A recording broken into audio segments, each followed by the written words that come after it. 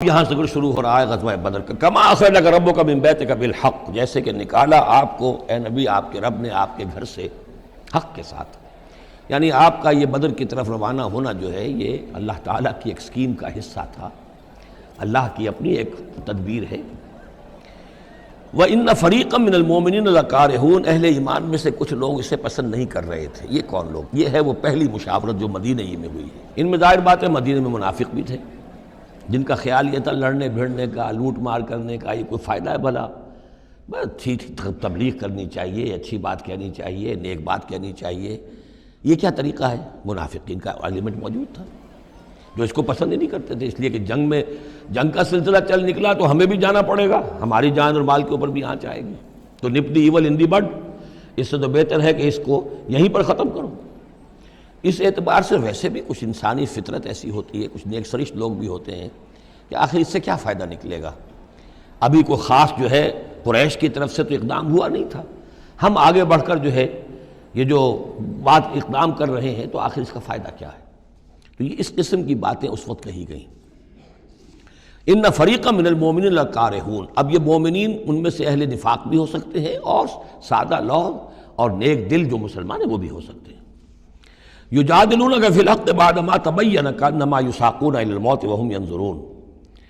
اور وہ جھگڑ رہے تھے آپ سے حق کے معاملے میں جبکہ بات ان پر بالکل واضح ہو چکی تھی۔ یہ دوسری آیت میرے نزدیک جو دوسری مشاورت ہوئی ہے مقام صفرا پر، اس سے متعلق ہے۔ وہ یہ کہ وہاں سے جب مکے سے آپ چلے ہیں تو اس وقت تک کسی لشکر وغیرہ کی کوئی اطلاع نہ آپ کو تھی اور نہ اس کا کوئی گمان تھا ابھی، وہ تو ایسے ہی تھا جیسے پہلے 8 مرتبہ جو ہے وہ جو ایکسکرشنز جو ہوئی تھیں، جس طریقے کی مہمات بھیجی گئی تھیں، یہ اسی طرح کی ایک مہم ہے۔ لیکن یہ ہے کہ آگے چل کر جب آپ کچھ دور چل نکل کے آ گئے تھے، یہاں آ کر جو ہے آپ کو وحی بھی آ گئی اور اطلاعات بھی مل گئی کہ صورتحال وہ ہو چکی ہے۔ ایک طرف نخلا سے روتے پیٹتے لوگ پہنچ گئے وہاں، دوسری طرف یہ کہ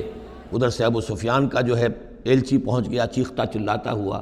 اور 1000 کا لشکر لے کر ابو جہل نکل پڑا ہے بدر کی طرف، اب وہ بدر کی طرف آ رہا ہے، ادھر سے قافلہ بدر کی طرف آ رہا ہے شمال سے۔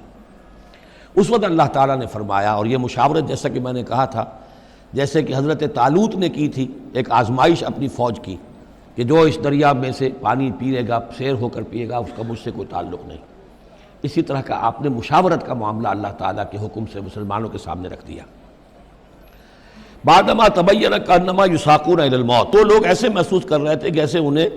دھکیلا جا رہا ہو موت کی طرف، وہم ینظرون، اور وہ دیکھ رہے ہوں۔ ظاہر بات ہے یہ کیفیت تو کٹر جو منافق تھے وہاں پر انہی کی ہو سکتی تھی۔ وَإِذْ يَعِدُكُمُ اللَّهُ إِحْدَى الطَّائِفَتَيْنِ أَنَّهَا لَكُمْ، اور جب کہ اللہ تعالیٰ وعدہ کر رہا تھا تم سے کہ ان دونوں گروہوں میں سے ایک تمہیں مل جائے گا، ایک پر تمہاری فتح گارنٹیڈ ہے۔ وَتَوَدُّونَ أَنَّ غَيْرَ ذَاتِ الشَّوْكَةِ تَكُونُ لَكُمْ، اور اے مسلمانوں تم یہ چاہتے تھے کہ ادھر جاؤ جدھر کے کانٹا لگنے کا کوئی اندیشہ نہ ہو، اس لیے کہ بمشکل 50 یا 100 آدمی تھے اس قافلے کے ساتھ، اور اونٹ تھے بے شمار،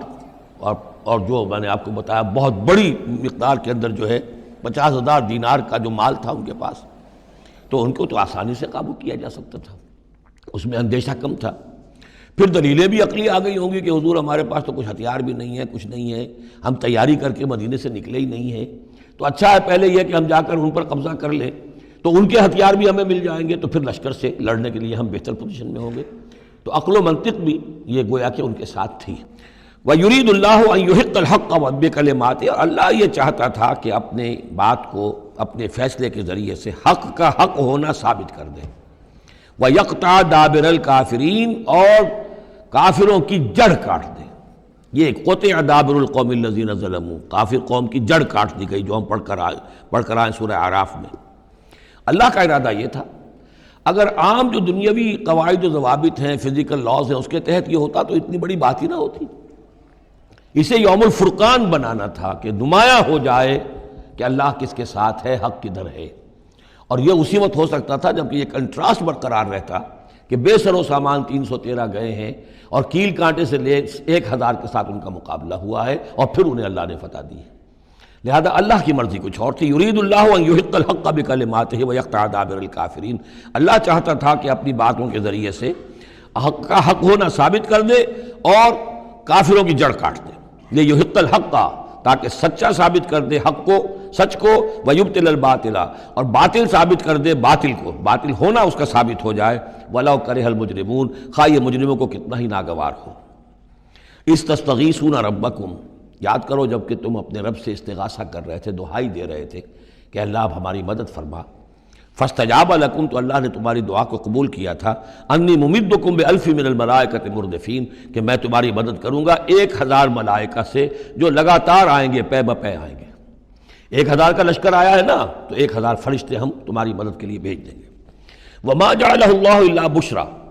اور اللہ نے اس کو نہیں بنایا مگر تمہارے لیے بشارت، وَلِتَطْمَئِنَّ بِهِ قُلُوبُكُمْ، اور تاکہ تمہارے دل مطمئن ہو جائیں۔ وَمَن نَّصْرُ إِلَّا مِنْ عِندِ اللَّهِ، اور مدد تو اللہ کی طرف سے ہوتی ہے، فرشتوں کو بھیجے بغیر بھی وہ مدد کر سکتا ہے، کن فیکون کی شان کے ساتھ وہ جو چاہے کر دے۔ لیکن یہ کہ تمہارا جو اپنا ایک سوچنے کا انداز ہے، بر بنائے طبع بشری، تمہاری تسکین کے لیے ہم نے یہ شکل کر دی کہ 1000 دشمن آ رہا ہے تو 1000 فرشتہ تمہاری مدد کے لیے ہم بھیج دیں گے۔ ان اللہ عزیز الحکیم، یقیناً اللہ تعالیٰ سب زبردست ہے اور حکمت والا۔ اذ یغشیکم النعاس امنۃ منہ، جبکہ تم کو ڈھانپ لیا تھا ایک اونگ نے، جو امن کی اور تسکین کا ذریعہ بن گیا اللہ کی طرف سے۔ یہ 2 معجزے ہوئے ہیں خاص اس وقت، معجزے اس معنی میں کہ عام حالات میں یہ چیزیں نہیں ہوتی، لیکن اس میں کوئی خرق عادت نہیں ہے۔ معجزہ اس معنی میں نہیں ہے کہ اس کو چیلنج کر کے حضور نے دکھایا ہو، اس معنی میں نہیں، بس یہ کہ غیر معمولی اللہ کی نصرت کی شکلیں ہیں۔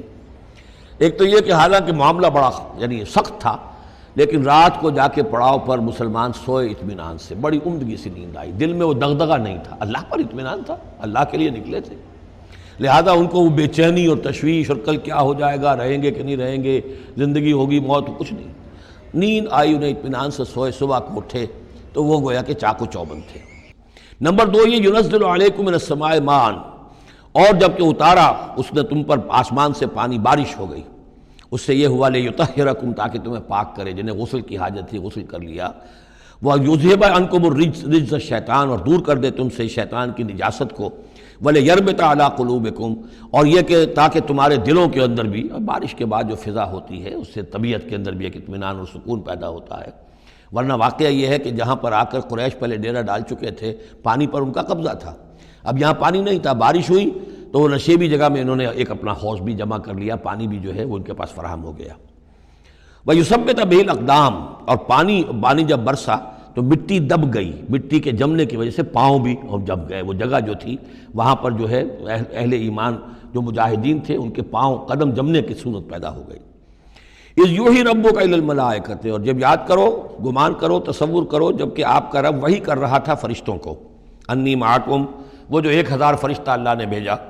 انی معکم، میں تمہارے ساتھ ہوں، فثبتوا الذین آمنوا، تو جاؤ اور اہل ایمان کے قدموں کو جما دو، اہل ایمان کے دلوں کو جما دو۔ سألقی فی قلوب الذین کفروا الرعب، عن قریب میں ان کافروں کے دلوں میں رعب ڈال دوں گا، ان پر دہشت طاری ہو جائے گی۔ فاضربوا فوق الاعناق، پھر مارنا ان کی گردنوں کے اوپر جیسے چاہے، واضربوا منہم کل بنان، اور مارنا ان کی ایک ایک پور پر۔ یعنی یہ کہ جب کسی شخص پر کوئی شخص دہشت زدہ ہو جائے تو اس کے اندر قوت مدافعت نہیں رہتی، پھر گویا کہ وہ جو بھی حملہ آور ہے اس کے رحم و کرم پر ہے، جدھر سے چاہے چوٹ لگائے، جدھر سے چاہے مارے۔ ذالک بانہم شاقوا اللہ ورسولہ، اور یہ سزا ان کو اس لیے دی جائے گی کہ انہوں نے مخالفت کی، زدم زدہ کی، دشمنی کی اللہ کی اور اس کے رسول کی۔ ومن یشاقق اللہ ورسولہ فإن اللہ شدید العقاب، اور جو اللہ اور اس کے رسول کا دشمن ہو جائے اور اس سے زدم زدہ کرے تو اللہ تعالیٰ بھی سزا دینے میں بہت سخت ہے۔ ذالکم فذوقوہ، دیکھو اب یہ قریش سے خطاب ہے، ذالکم فذوقوہ، دیکھو یہ آگے پہلی قسط وصول کرو، چکھ لو اس کو۔ وَأَنَّ لِلْكَافِرِينَ عَذَابَ النَّارِ، اور ابھی جو تمہارے یہ کھینچ رہے ہیں ان کی سزا یہی ختم نہیں ہو گئی ہے، ان کے لیے جہنم کا عذاب ہے۔